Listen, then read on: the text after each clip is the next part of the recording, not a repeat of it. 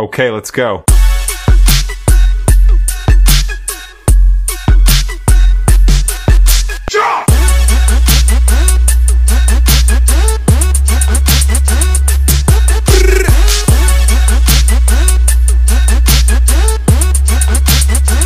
Hi everyone! Welcome back to my YouTube channel, and this is Millionaire Bar channel. And for today's vlog guys ay magluluto tayo ng adobong paa ng manok at saka pork. I-mix na natin guys. So ayan, nagisa na tayo ng bawang, sibuyas at saka luya guys.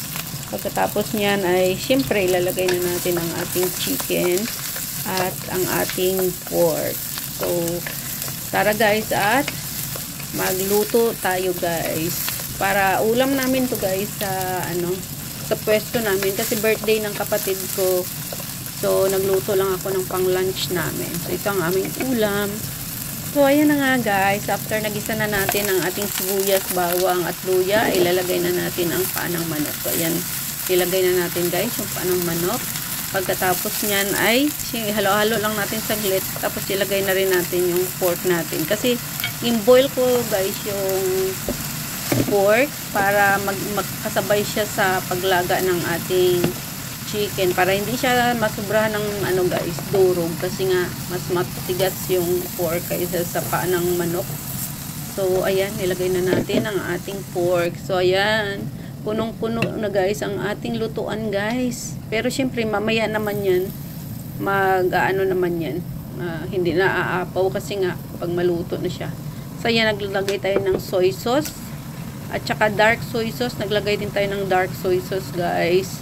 Pagkatapos nyan, syempre lalagay din natin ang iba pang mga ingredients tulad ng ayan, naglagay tayo ng black pepper, ground black pepper ang ating nilagay.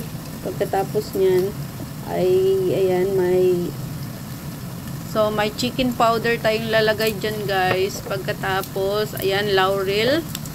At pagkatapos nyan ay ano pa? Ayan, magic sarap.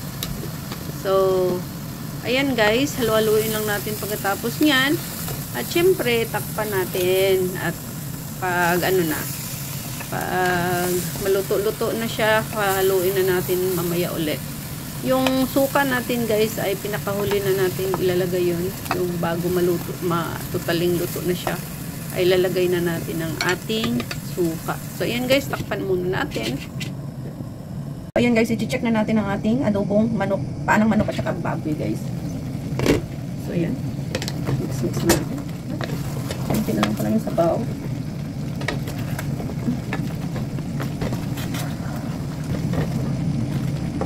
Maya pwede na ito. Tigas pa yung paa ng manok.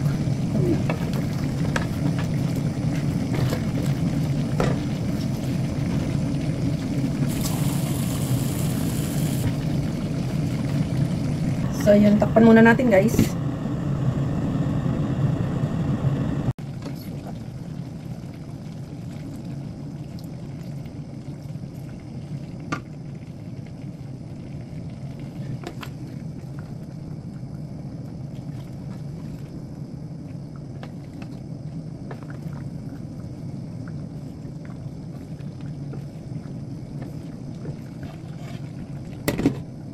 Ito na guys ang ating adobong